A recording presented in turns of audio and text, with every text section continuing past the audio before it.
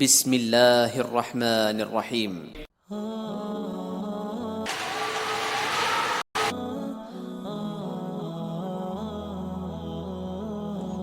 حضرت ابو ہریرہ رضی اللہ تعالی عنہ بیان کرتے ہیں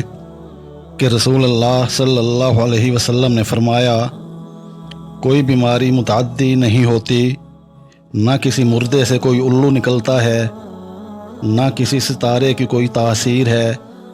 اور نہ سفر کا مہینہ منحوس ہے۔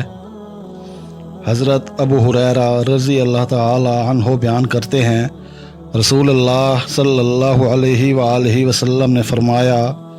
جسے کسی مفتی نے علم کے بغیر فتویٰ دیا تو عمل کرنے والے کا گناہ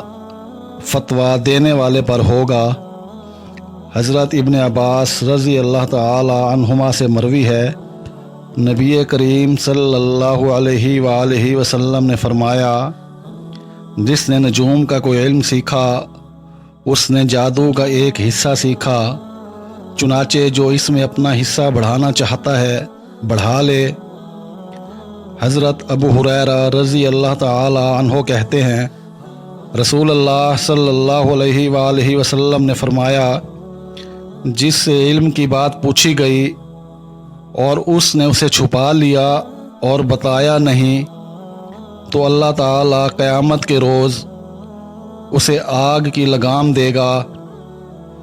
حضرت ابو ہریرہ رضی اللہ تعالی عنہ نے بیان کیا کہ رسول اللہ صلی اللہ علیہ وآلہ وسلم نے فرمایا، جس نے اللہ کی رضامندی والا علم اس غرض سے حاصل کیا